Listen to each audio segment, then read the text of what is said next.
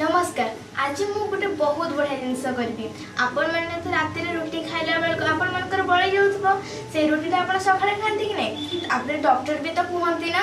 बासी रुटी खाइले देह पे बहुत भल आम गैस की एसिडिटी सब रहबेनी बोली कि मो भले जो चटपटी खाइबा लोक से तो यहाँ पसंद हेनी चा संगे रुटी से आज बासी रुटी केमी चटपटा करके खाइबा मुझे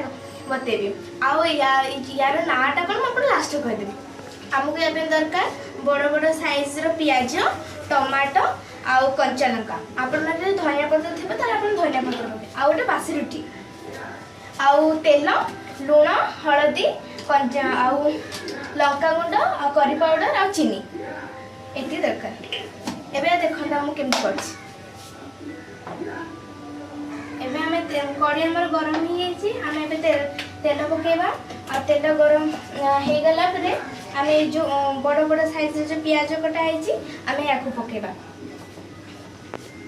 तेल भी गरम होगा पियाज पकेबा पियाज आम पूरा लाइट पिंक है भाजवा ये टमाटो सॉस आप चाहिए पकई पारे मो पाखे जेहतु टमाटो सॉस ना आम गाँव तो मिलेनी से आम बाहर टमाटो आनिकी पकई आप चाहिए आउ को मसला भी आप पकई पारे ना कैप्सिकम कि गाजर आउ कौन भी आप पकई पारे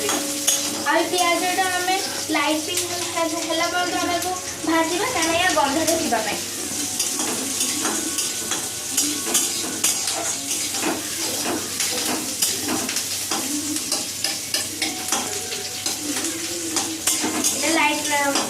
लाइट पिंक हो गलानी से आम टमाटो पकेबा आउ कंचा लंका पकेबा ताको टिके आम भाजीदबा सॉस सॉस ये टमाटो सॉस पकेबा तो आम टमाटो सॉस तो ना मुझे चीनी पकईदेवी अल्प टिके पकेबा बेसी पकेबी ना मीठा हो गोटे खटा आसपे आम चीनी पकेबा तापर आम लंका गुंड पकेबा आपन जी दरकार लंका गुंड पकेबे आ स्वाद अनुसार लुण आ हलदी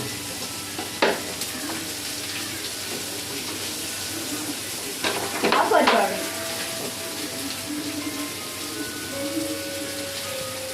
ये रुटी आप मो जो रुटी करती आपको देखिए हसी कहीं मो मामा रुटी कला मो सागर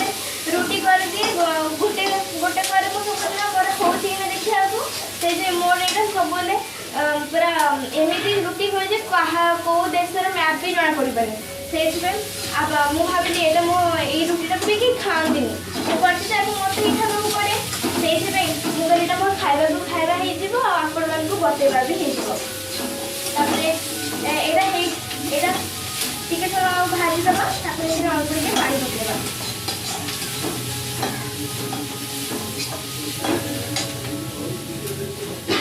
अल्प टिके ही पानी देदेवे कहीं आम कषा तरकारी भाया एटा टिके जुकजुक हो आउट तावे मोर रुटीटा भी पकई देती रुटीटा को आम भाजी देकी तेल पकेबा अल्प टिके तेल पकेबा बेसी तापर आपको दीपट साइड आम सेकीदबा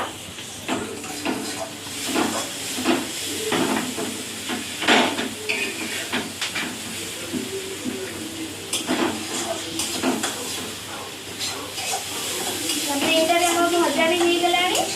एटा हमको बंद करदबा आ रुटीटा को भी तापर या ऊपर आम आपको चारियाडे खेल रखीदबा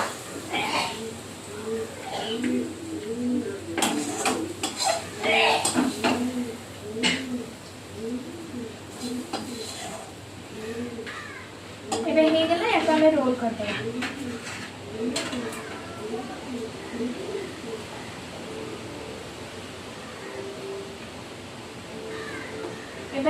रोल है यार ना हूँ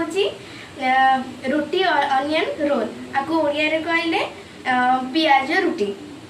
आशा करছি आपको बहुत भल लगे। धन्यवाद।